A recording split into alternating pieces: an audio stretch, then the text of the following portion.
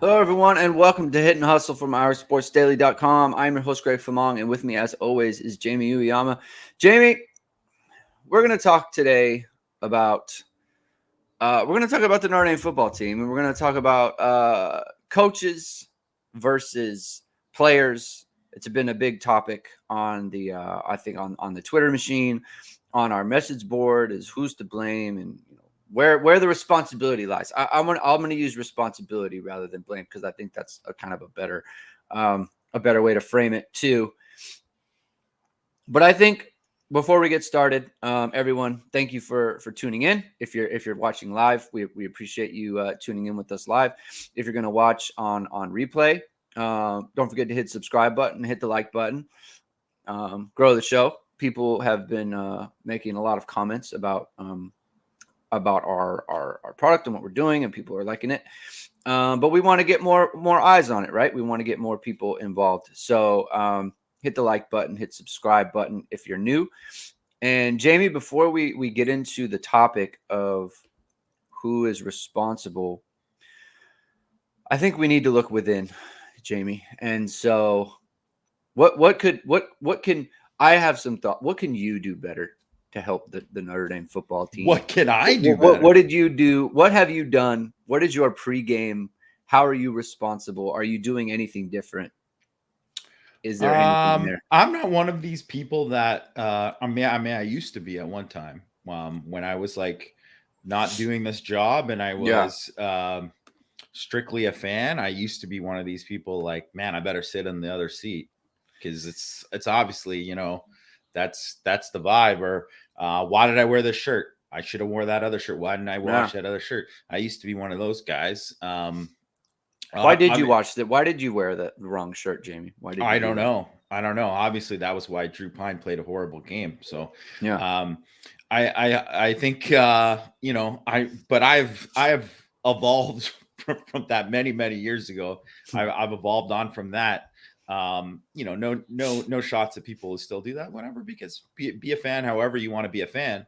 But I mean, all I can do with my job is call out the obvious things that without being and I try to be. I'm not someone who has ever called to fire this guy or cut this kid or whatever like that. Like I'm just I try to be obviously critical because that's part of the job, but I also try to be fair, right? Yeah. And realize that there's a lot of context that goes in with this stuff. But there's also a lot of stuff that you got to call out because as like an analyst. So yeah, this is actually a red shirt, Rajon. So yeah, it's neither Clemson Tough. or Syracuse. Yeah, Tough. I mean, look, it's we need to be held to account, and I think everyone in the involved with the program needs to be held to account. I'm going to put my hand up. Saturday, normally I would be watching, especially for home game. I would be home watching the game, fully concentrated and hand up. I was out with friends for the first half. That's on me. I was at a bar and we were eating really good barbecue, and so that's my no wings though. No, definitely not. No. Come on. You know what? Too. It's speaking of this bar we went to, we went like axe throwing, in a group of my friends, axe throwing, and we went to this place called Sauce, whatever. They had, so normally nachos as like an appetizer are like very overrated. They had some pulled pork nachos that were unbelievable. Unbelievable. I couldn't believe it. So but no one got wings, actually. As a matter of fact, I don't even know that they were on as an option. I don't remember seeing them. But that's me. That's my hand up. So that's I think everyone needs to look themselves in the mirror and things that they can do better. But so let's get into the topic kind of seriously. Well, I guess okay. Looking at axe catching, I think that's right. I think that's true. There was no axe catching involved. You know what? I right now, I think before we get into everyone's kind of This is true. I know there's like a everyone's billion going in on Nicks out there. what they I'm did. sorry, Nick, but that is definitely like something that people do that because they think. I mean, the vibes were good. People Nick's hand is up. Yeah. Nick's hand is up. Who, Jamie? Who is Hudson Card? Hudson Card is the backup for Texas. Got it. Okay. Yeah, he's the backup for Texas. You know, obviously Quinn Ewers won the job there. He's played a bit at Texas. I think I'd be lying if I told you I watched enough of him to say that, this is a guy that Notre Dame should definitely go after. I mean, I tend to think that Notre Dame should go after a guy who's, more proven than a Card. If there's, and I mean, obviously they're not going to be in the running for like a Justin Fields spent 1 year at Georgia type of kid or whatever, like, I don't think that's going to happen. But if they go the grad transfer route, which that's what I would likely expect that they do. I don't even know, to be honest. I haven't even seen, because there's always going to be someone that you didn't expect in there. Because like Dylan Gabriel wasn't someone that I was like, oh, he's going to be in the thing. And not that Dylan Gabriel's been great, obviously not. But I mean, that's not a name that I expected. There'll be somebody there. Obviously Keaton Slovis ended up being a guy in this year's thing. Like there's a JT Daniels, but those weren't great guys, but maybe there's going to be somebody, right? You just don't know, because there's still like half a season left. So there's still going to be plenty of quarterback dominoes to happen from now. Someone that I would like, he's had a kind of a bad year. So it's not like, I haven't really watched him or why or whatever, but like Brennan Armstrong, like that is one where it's like, okay, at a weird situation at Virginia, showed really well last year, and then this year not. And it's like, that's the kind of guy where it's like none of the big schools are going to go after him.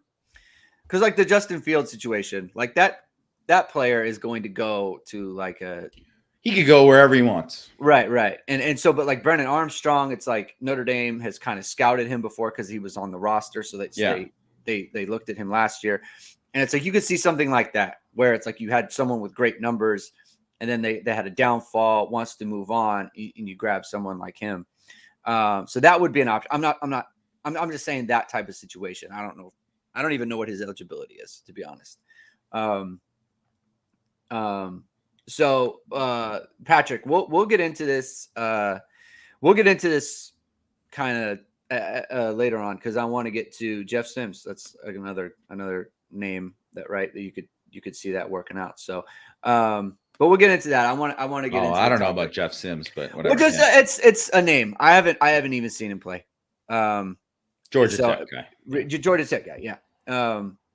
So I want to get into the kind of the topic of the show, and then we'll get to a lot of the other stuff at the end, like those questions. So if you guys want, save those questions, like re-ask them or something like that. Matter of fact, I'll just start this. Yeah, we'll go back to it. We'll come back to it. Yeah, we'll come back to those. But I do want to talk about the concept, because like I think the quote, the trigger word for everyone with Brian Kelly was traits, and I think it's quickly becoming execution for Marcus Freeman. He talks about execution a lot, and people are going on about that. And I'm curious to hear your thoughts on, I guess, just overall. And we can go like even offense and defense, because I actually view them different. But like overall, do you think this is more of a coaching preparation issue that they have in these games? And I don't even want to go into like, let's just look at Marshall and Stanford specifically, because that's the thing. Like, no one's looking at coaching versus execution against North Carolina or BYU, and Ohio State's kind of its own thing. Like, it feels so long ago, it's like a throwaway situation. But like Marshall, Stanford, like, is this a coaching problem or is it an execution problem on the part of the players? It's like, just general thoughts. Like, what do you think about that? I would say the Marshall game, I think, was more of a coaching problem, if I was going to look at that. And then I think in this game, I would call it more of a player problem. Because, and I'm not saying that there isn't. I think you can't single it out and say that it's just one or the other, right? Because I think you could say, like, I mean, Tommy Rees called in a good enough game. Like, I mean, you highlighted several plays on Twitter, that. I mean, Drew Pine got to make those throws.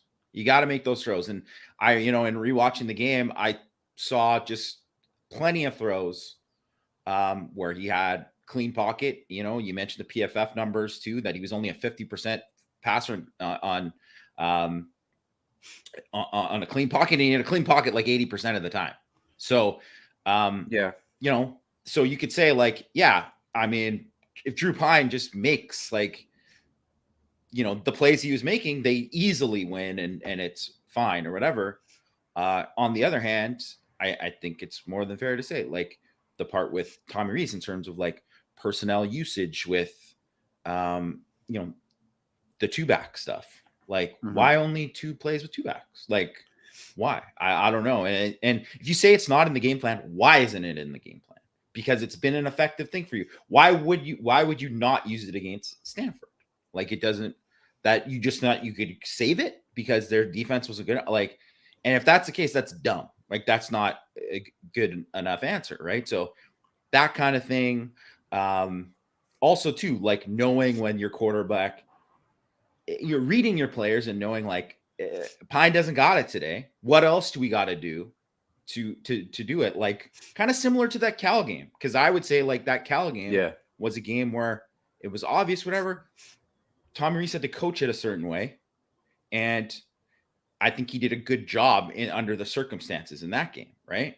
And then on defense, I mean, I think there's definitely some coaching stuff that is going on there that they can improve. They should be better. They've been fine. They're good enough to win. Yes.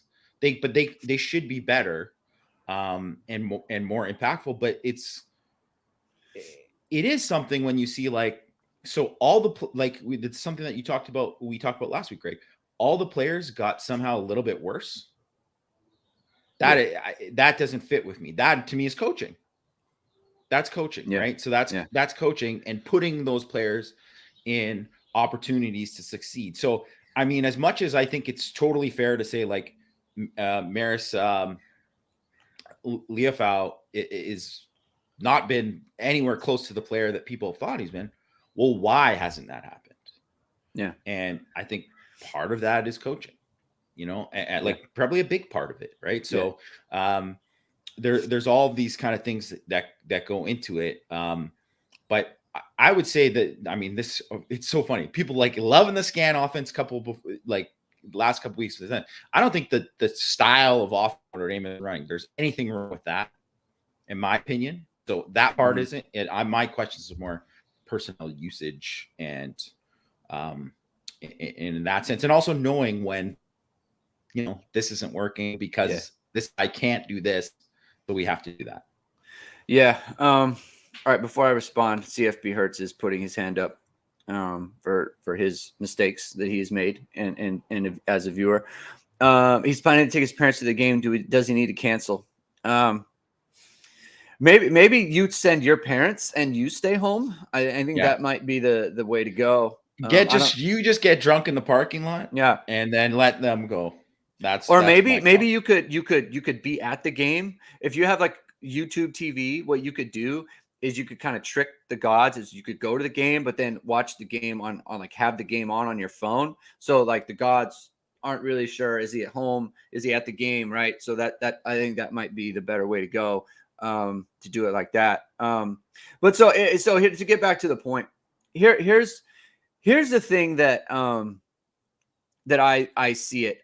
It's funny because the unit that's playing better, the defense, I do think it's a coaching issue, and the unit that's doing worse, I think is more of a player issue.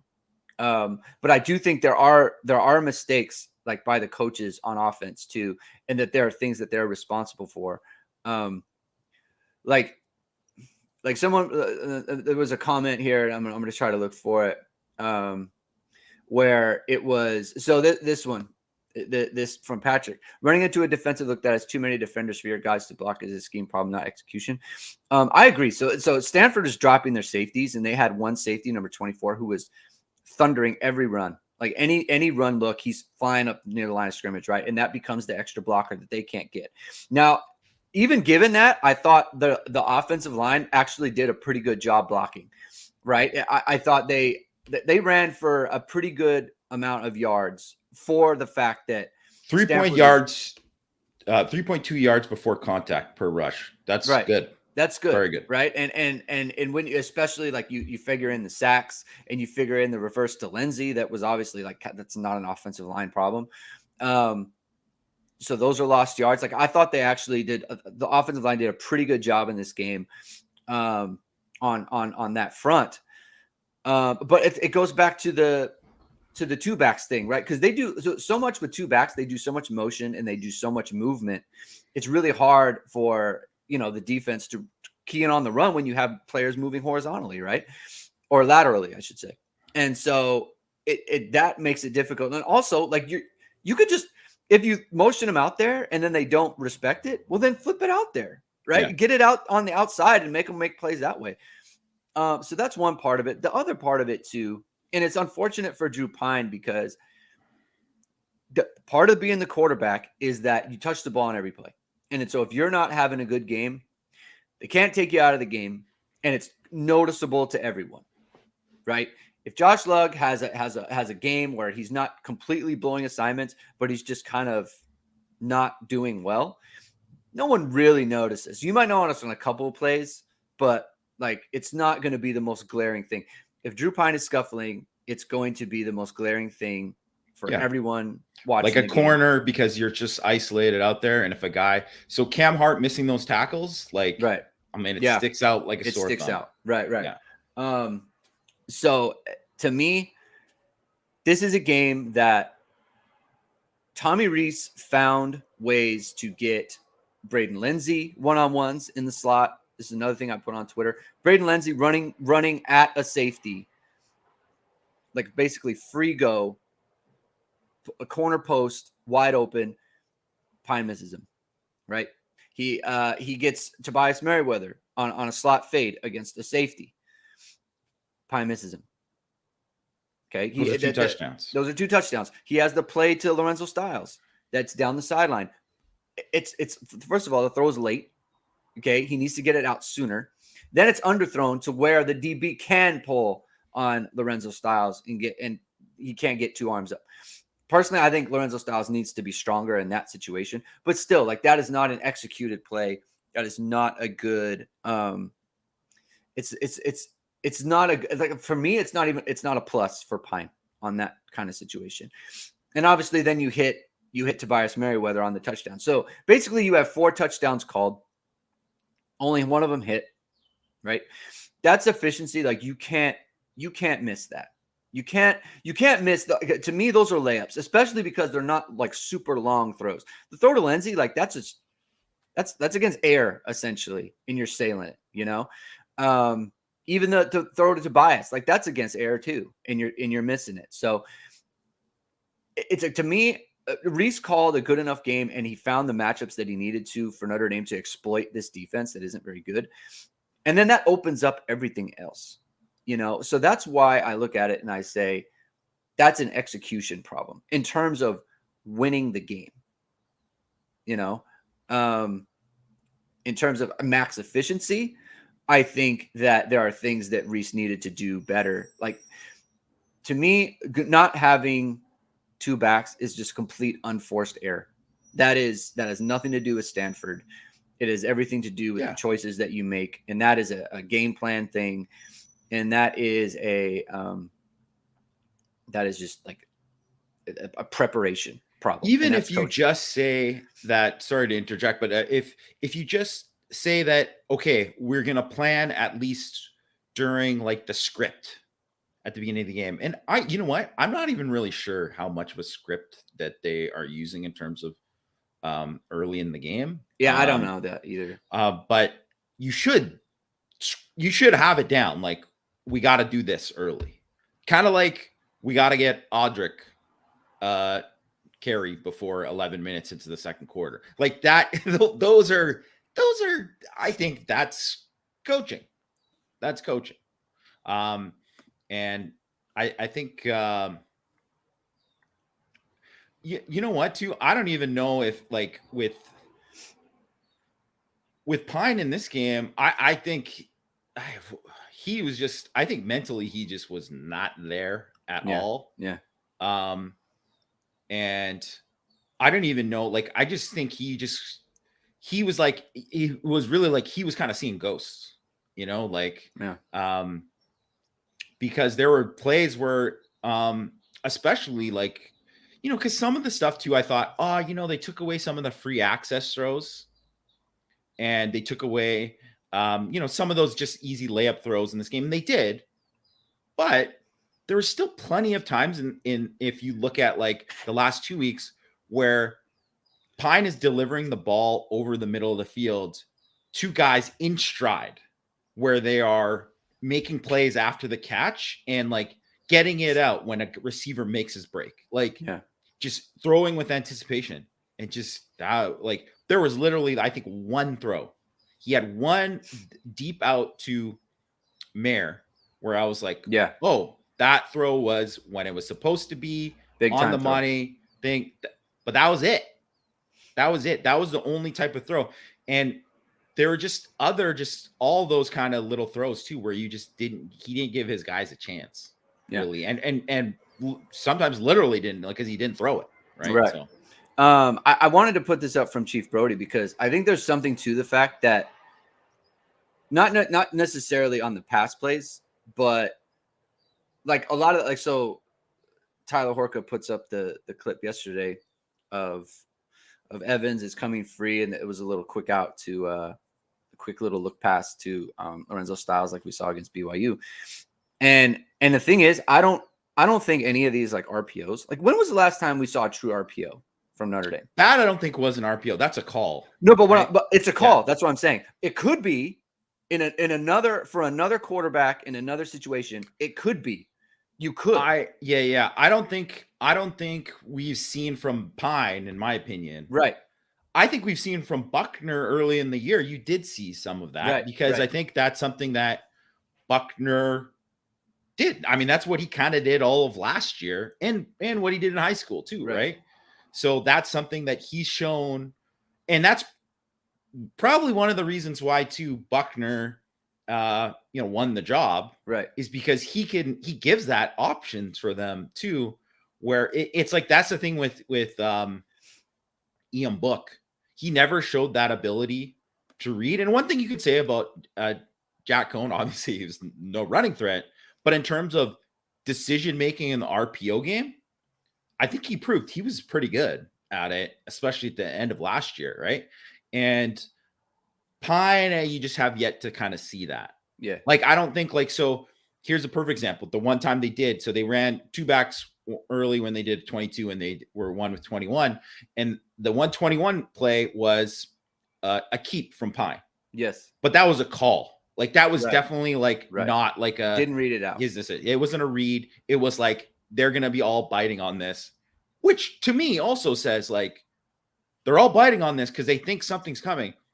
Like, teams are worried about, they're like 21, they're yelling, like, or whatever they're calling the two back look. They're like worried about that. Oh, watch the wheel, watch this, whatever. And that's kind of what you have to use to your advantage is all of that, like everything that they're looking for and everything they're keying. And then you hurt them with it. And which is what they did on that too. And obviously, 9 yards is still a good gain, whatever. Right. Yeah. But yeah, like that's a perfect example of like, that wasn't like this decision from him. And we haven't seen him make those decisions. Because I would say you could argue there are some plays too where if it was a read for him, he should have pulled it a bunch of times. Yeah. Yeah. I wanted to put up this comment from Joseph Wright too, because I've seen a few live comments about, the whole team stinks and everything's bad. Like, I think this is a true statement. I think 2/3 of the units are playing winning football. The defense is not playing. They're not making any plays. Okay. They're like basically last in passes defended and passes broken up. And passes defense is basically picks plus Pass breakups. breakups. Yeah. Right. So you have one pick. So obviously that's going to be low. Their havoc rate is, you put out an article yesterday, their havoc rate is really bad. They're not doing that. At the same time, 16 points given up. You look at what USC did against this team. USC was +4 turnovers, gave up 440 yards of offense, and 28 points allowed to Stanford. Stanford moved the ball up and down the field against USC. It's just they had the 4 turnovers, and that killed them, right? The other part is USC scored 41 points. And so that makes up for everything. That makes up for everything. So to me, I think that what's going on here is unfortunate, and it's kind of fortunate in the fact that like it was Buckner against Marshall, and it's Pine against Stanford. It's like in those 2 games, the quarterback play cost them the game, just as flat out, in my opinion. Like, full stop. Better quarterback play wins you the football game. Okay, and I think what's happening is, especially with the defense, is that I think the defense is just on as a whole is, I don't know how much worse you want to say it is, but it's definitely worse than we predicted. Yes. At the same time, the offense is the offense, specifically the quarterback play, is magnifying every weakness on this team. Yeah. That would be masked if they were scoring 35 points a game. What are they at? 23 points a game? Yeah. So, okay, this is what I wanted to talk about because, so, you know, Bill Connolly's S&P SP Plus rankings, you know, Notre Dame is 16th in special teams rankings, 31st on defense. They're 31st, I think, is around what they were in 2017. I think. Yeah. It's like, whatever. It's above average. Right. It's above average. Oh, yeah, for sure. It's above average. They're 68th on offense. They are 27th. If we're just talking points, and we're only talking about non-garbage time points, and we're talking about FBS versus FBS competition, which is where Brian Freemo puts his, you know, points per drive data, right? Notre Dame is 27th in points per drive, which is equal to the defense in 2020. You know, the team that went 10-2 went 10-0 in the regular season, right? They're 73rd on offense. So they're 73rd in points per drive on offense. They're 27th on defense. So, I mean, look at both those games. They lost the 2 losses that they have, you know, minus, Ohio State, obviously, too. But let's just take that game off the table. I don't think they were going to win it no matter what. But the games they 100% should have won against a bad Marshall team and a bad Stanford team, the offense is why they lost the game. And not to say that defense can't play better. Like you said, they're not playing up to the standard that they have. There's definitely things wrong. The havoc rate's 12.2% on the season. That's horrible. That is not good. It's like near the bottom of FBS, right? Like that would be like in the 120s or something. And that's obviously reflected, you say, with the passes defense and all that kind of stuff too. So that part of it, you know, that part of it stands out. And then in the third down defense, I tweeted out yesterday that they were 4th in red zone touchdown percentage last year on defense and 10th on third down. Obviously, situationally, they were great. This year, they're 70th in third down defense. They're 100 and I can't remember if it was 128th or 129th. But either way, they're near the bottom in red zone touchdown. They haven't stopped teams from scoring touchdowns once they got into the red zone.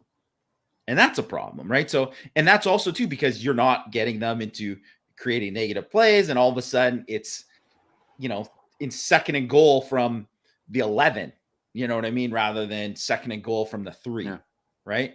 So I think, you know, that's, you know, all part of it. So that's part of it with the defense. They're not doing that. And if Notre, and you could say, if the defense played better situationally, yes, Notre Dame would be 5-1 for sure, right?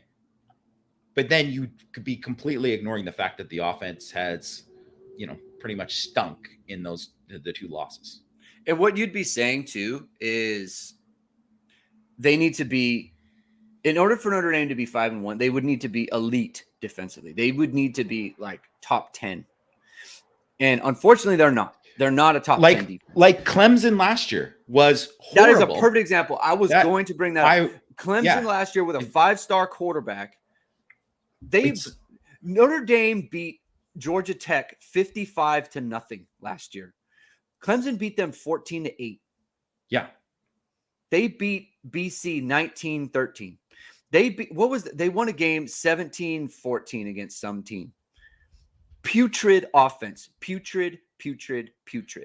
Yeah. And it's actually something that I planned on writing for Six Thoughts this week, was that, you know, that is, you look at, that's the difference between so Clemson, you know, Notre Dame should be at a point where even if the offense stinks, they could still win these games because they have better overall talent than the team.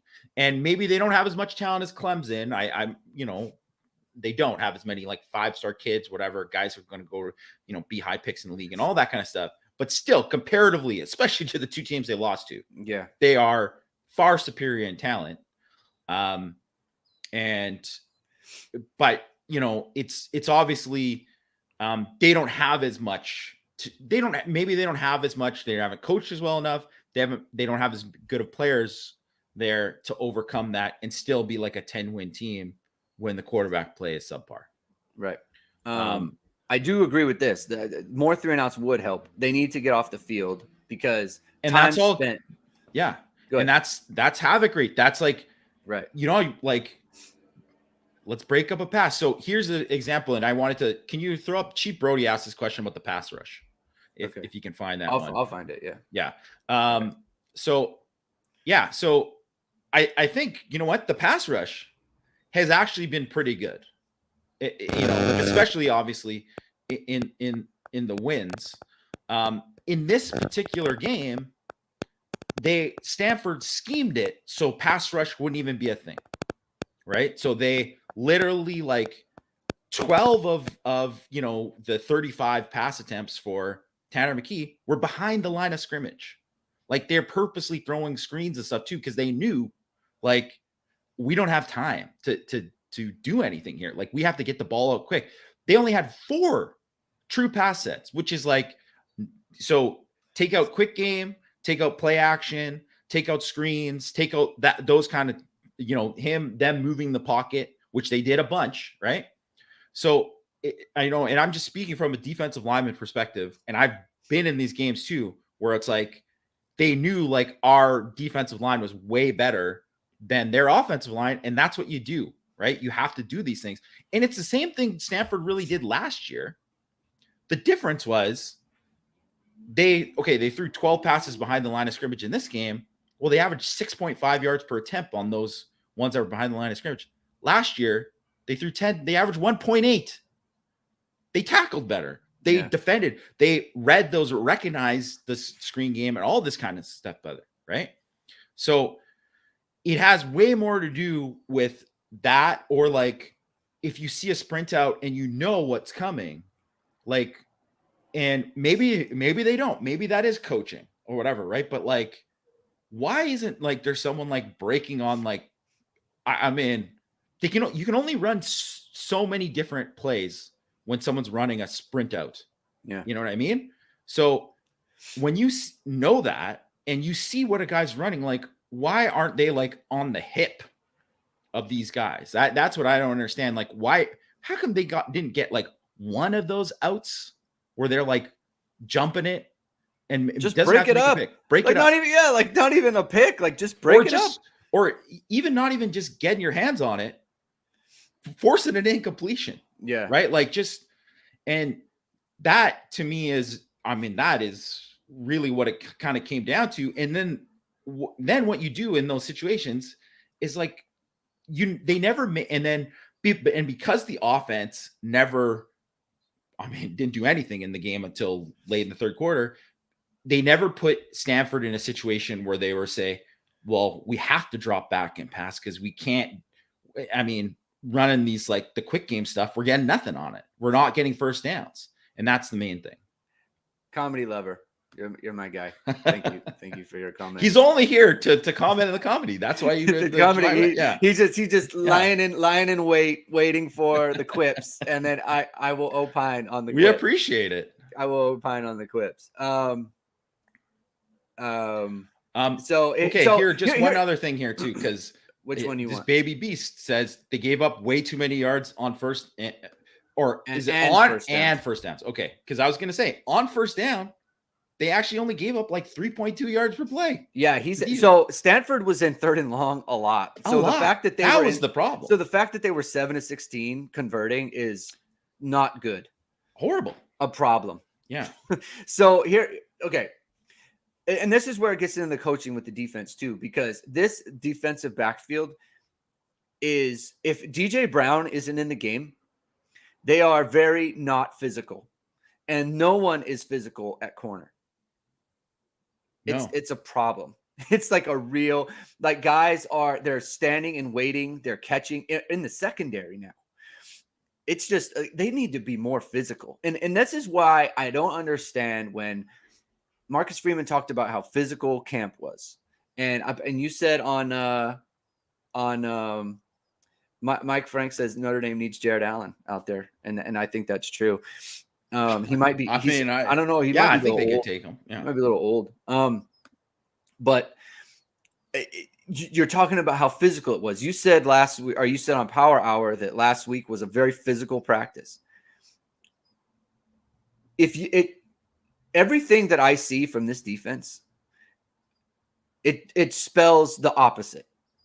If you told me they were the least physical they've ever been in camp and in practices and all those other things, I would absolutely believe it, because that's how they translating. Play. Yeah. It's absolutely not translating.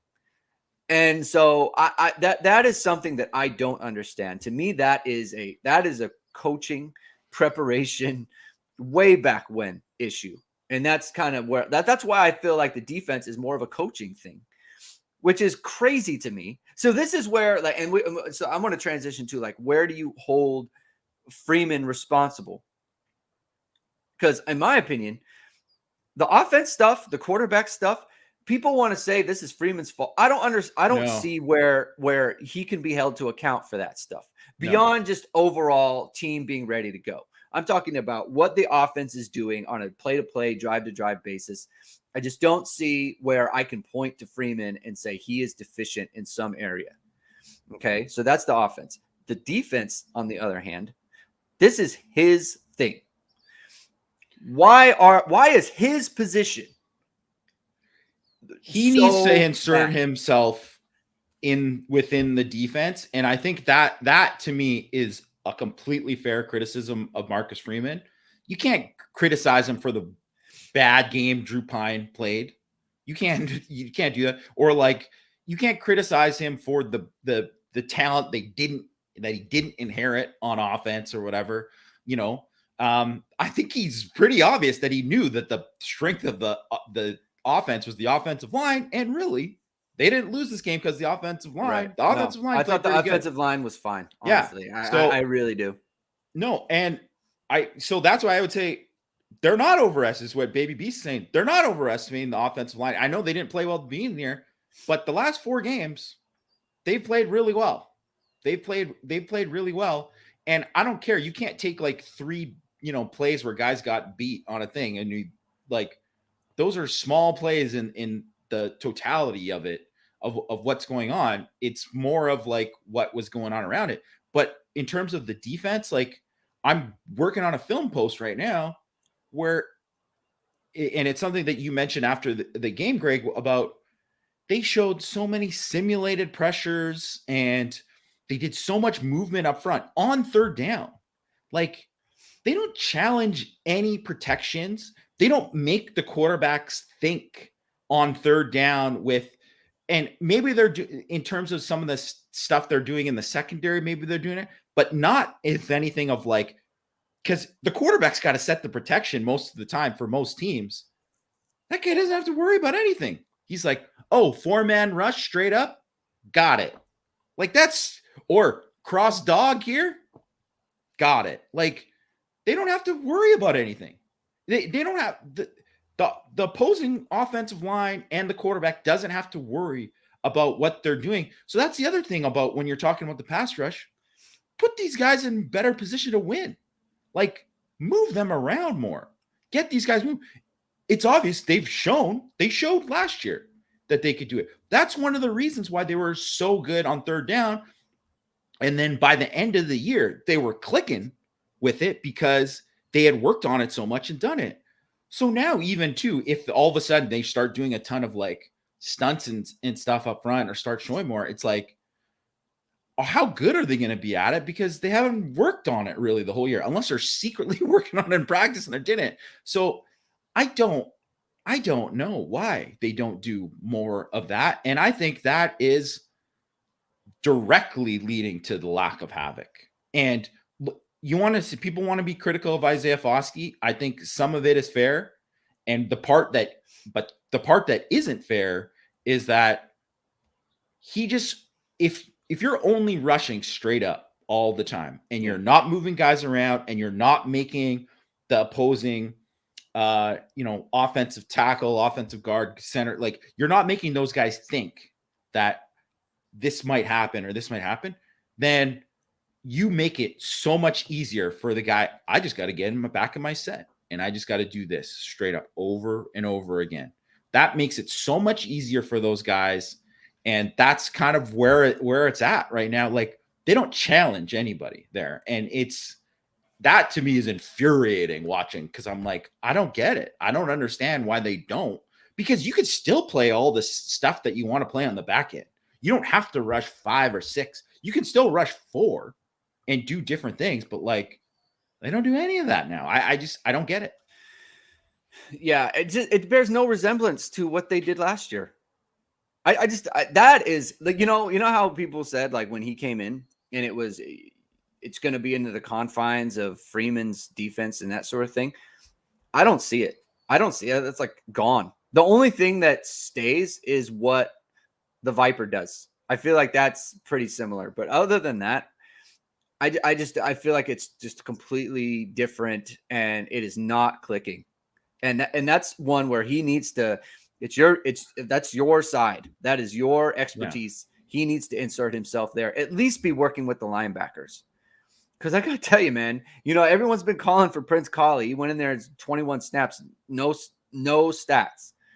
The only thing he did in the game was block the punt. The block punt was a great play, but that's special teams. That's not linebacker play. I mean, they ran a toss. He got driven by a wide receiver. So, like, I understand people want to call for a guy to play, and obviously he's a great athlete, right? But then the other thing is, too, is if you're going to get that guy to play, I don't know if he's going to come in and play better, even because he is like a better athlete than X guy or this guy, Y guy, whatever, right? Because they're not doing different things with them. It's just like, if you do the same thing over and over and you just say you have to play this a certain way, like, part of what makes some of these guys, I think, because if you look at, say, like Clemson, like during Brett Venables' heyday, I mean, they had a ton of guys who played linebacker who were very good college players that had didn't do anything in the NFL. And one of the reasons why is because they weren't really good enough to play in the NFL. They weren't good enough athletes. They weren't maybe good enough at stuff they had to do in a basic NFL defense, but schematically, they would attack with those guys in different ways, and they would move things up front to kind of make it easier for those guys to make plays. And they just don't do that on Notre Dame's defense. And it's funny, I was just listening to an NFL podcast right before we started recording this. And the big thing in the NFL now, and obviously in quarterback play, has not been good in the NFL this year, right? And like you see, like even guys are struggling, right?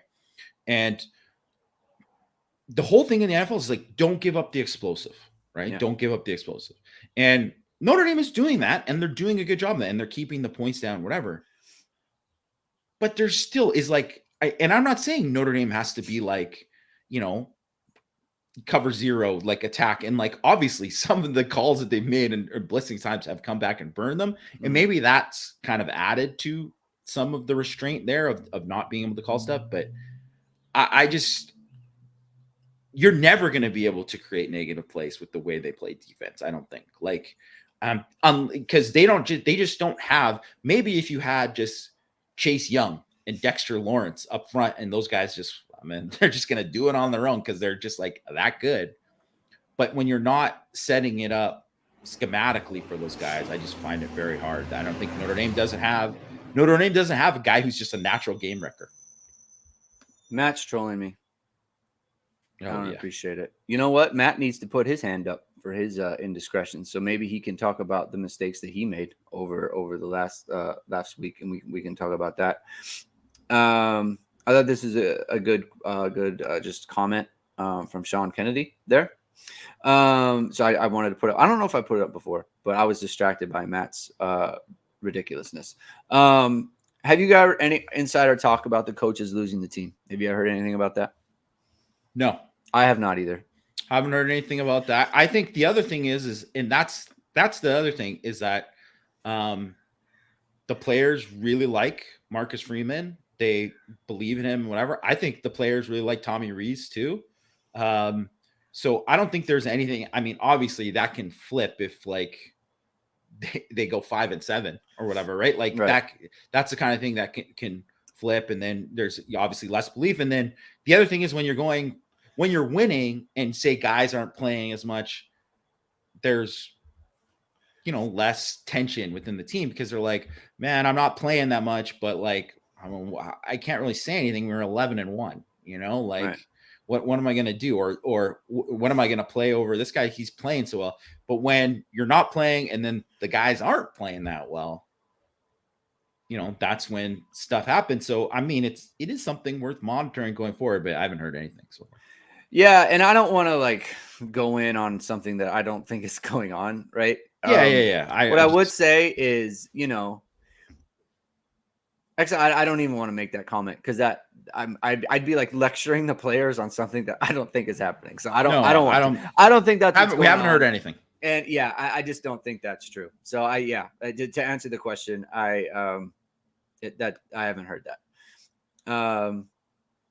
Do you think the defense is too complex? I wonder if it's too simple. Honestly, I wonder if it's like not complex enough. Like they are. I feel like the only thing I would say is like the linebackers for some reason are not processing things quickly. And there's a play that I meant to put up yesterday and I didn't find time. But there's a shovel pass to, and I wonder if you know what I'm talking about. There's a shovel pass to the back. The guard pulls, shows action, right? It's pretty clear, and the back is going underneath, and it's not the first time they ran the play. Prince Collie is just scanning. He's not attacking. To me, it is so obvious there is a gap there, and he needs to shoot the gap because that's where the play's going, and he doesn't end up getting there. Bertrand is retreating after a couple beats, come up, slips, and then gets reached by I think it's the guard who pulls. Yeah. And so then he lets him outside him, which you can't. Like, you need to get the outside shoulder. He needs to come inside so that Collie can get there. Collie never gets there, so he's too slow. Bertrand is retreating a couple beats after the snap, comes up, doesn't get the run fit correctly, and then it's like a 10-yard gain. And that, to me, that play is just like a simple, like, if a good linebacker group should just eat that play alive. Just completely destroy the play. 1-yard gain at the best. Instead, it's 10 yards and they're not 3 and out, right? I think this was a second down play too, like 2nd and 10 or 2nd and 9 or whatever it was. It's like that's the thing to me where it's like, where's that needs to be a play. Why isn't that play being made? Yeah. Right? Bertrand played a bunch of snaps. Collie hasn't played a bunch of snaps, but that to me is like instincts. See it, guards pulling. That is my key. Shoot the gap, make the play. Yeah. And so, where is that? Like, why is that? Why is that not a natural reaction? Right. When that is like, you played linebacker. I don't even care how much you played in college. Just for any time you played linebacker and you see that, I mean, it's a trigger. Right. It's a trigger. Why is that not happening? Or at the very least, you're thinking and, going like, I think this has the potential to come. And I don't see that from those guys. And I like, I don't understand. I do think like the linebackers have played. I mean, it's just obvious. Those guys aren't as good. So I really want to know too, like, maybe it's too complex in terms of like what they're asking, like, well, watch out for this, but then also watch out for this and whatever. And like, they're like thinking too much in terms of like coverage wise and their responsibilities. And then that takes away from them like reading a run or something like that. Because I think like, if you look at like what linebackers have done in coverage and stuff, they've been fine. These guys aren't getting exposed in coverage. That is definitely not the thing. I think guys are going to like their proper drops, or like you look at like, say like Leofau on a couple of like things, like made a couple really nice plays in coverage, right? Where he's just like on top of the tight end, on top of the back, whatever, right? That's good. That's fine. But you just don't see anything versus the run, like anything where, I mean, when's the last time you saw a play where a guy got just made a play, that it was just like an instinctive, like you're like, oh, that's a linebacker play. Like every play that Tavon Coney made. Every play that Tavon Coney made, yes, yeah. And you know what? It's actually, I think if Tavon Coney played on this defense, you'd still see him see that, because I think Tavon Coney is the kind of guy who's like, he plays by feel and instincts. He just knows. And he would just still be making a ton of plays. And then I think that was kind of partially his problem and why he maybe wasn't the starter early, when, they too were kind instinctive. They were like, you're taking too many chances. But it's like, you can't ignore when a guy makes too many plays like that. And I think even with like Bertrand, you kind of taken a little bit out of that from him. And I think Bertrand has a little bit of that too, not obviously to the extent Coney has, but I think that's part of it with him. And I don't know. I mean, I can't really put a finger on it. Like, and to be honest too, it's not the kind of thing you could ask a linebacker in the thing, or like, are they asking you guys to do too much? Like, why aren't you triggering? It's not something the media can ask. We're never going to find out. You're never going to find out. Maybe you'll find out in the off season, like on background or something like that. Yeah. But it's not something or whatever, but it's just, that's something too, where like, I don't know how Marcus Freeman can watch the defense and not be like, I'm concerned about this part of it. Yeah. Like, this is like, why aren't we like, especially as a guy who's not like a guy who played linebacker and obviously coached it and coached those guys last year and saw different levels there. Right. Because the defense is not the reason they're losing, but it is also not the standard.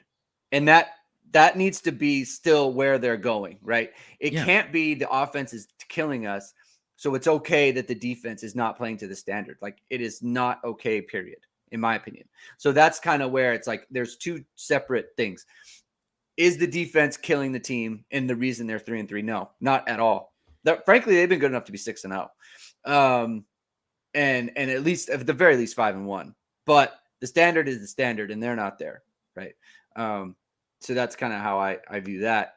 I think Chris is trying to trigger me here and send me to the moon. I had high hopes for Lindsey, but it is time to move on as much as possible. Braden Lindsey could be having the best season out of all of the wide receivers by a huge margin. A huge margin. If he just gets hit on a corner post against Marshall, that's a 70-plus yard touchdown right before half. If he gets hit in this game on a corner post, that is a touchdown, wide open. If he gets hit on the go route, if he gets hit on the go route against Marshall when Buckner threw the out or whatever he threw, Lindsey's open by 3 yards. He could be having so that was 3 touchdowns right there on huge plays. It's just, he has been, I think, of all of the players, and here's the other part too. he is an outside receiver in an offense where Drew Pine cannot get the ball out there. It's like that. The outside guy is a dummy route every single time. They're never throwing it because all Drew Pine is going to be inside the numbers, or the boundary. He's never going to the field. It's just not happening.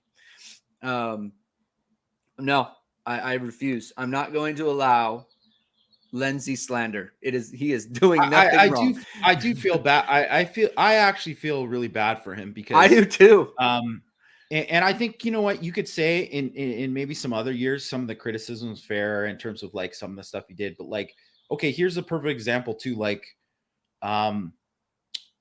you know, that cornerback, first of all, I mean, not to slander, but like, how many teams have a white cornerback starting?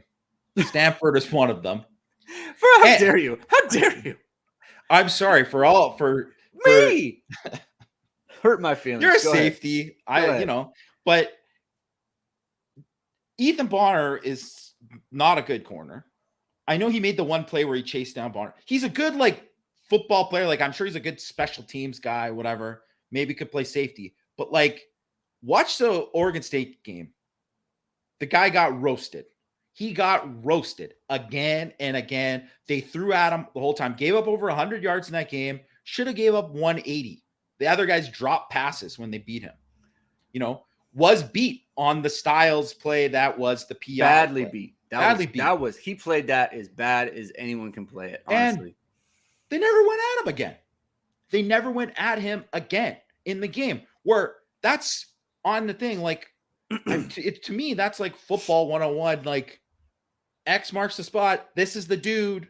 We're going at you like the whole game. And the only reason you don't is because you have zero trust in the quarterback to make those throws.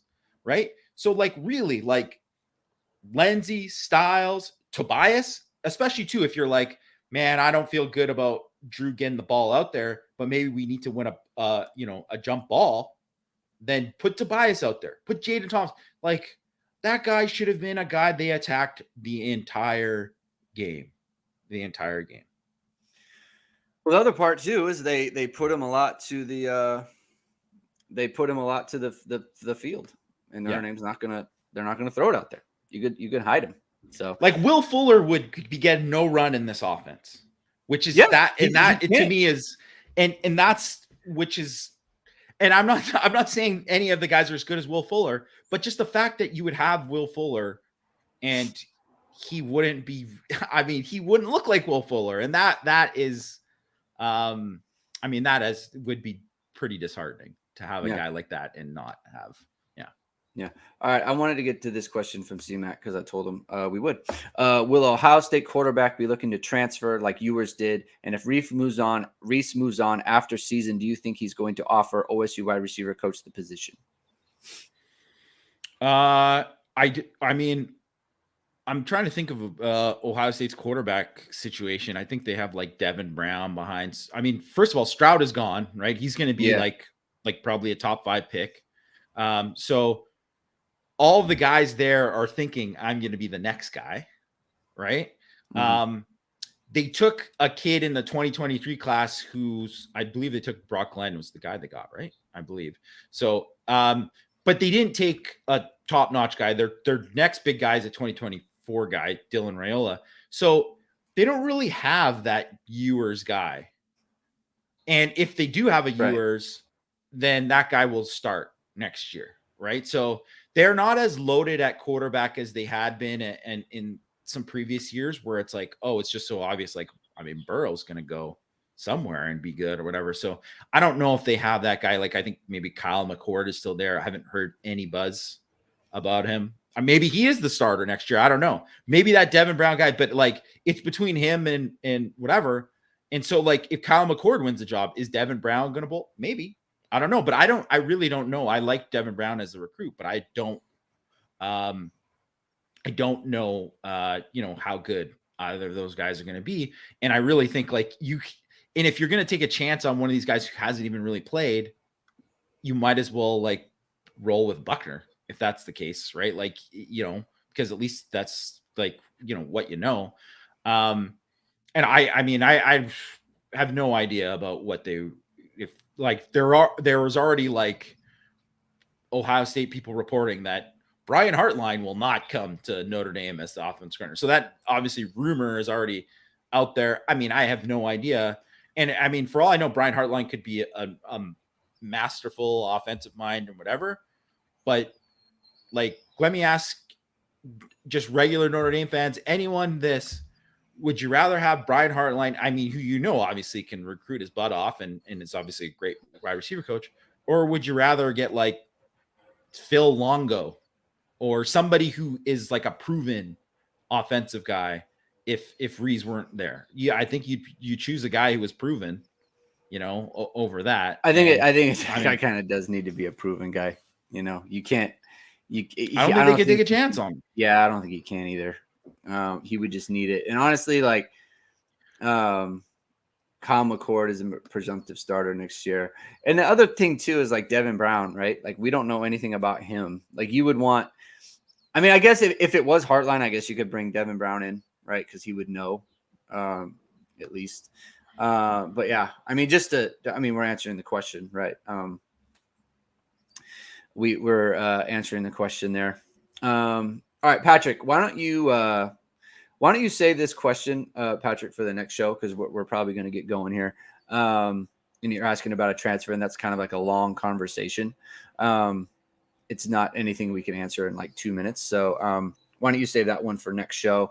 Because we're going to get going. It's been about an hour now, and I've got to get my stuff doing. So thank you everyone for tuning in. Great show today. Great job in the chat, everybody. I really enjoyed the back and forth.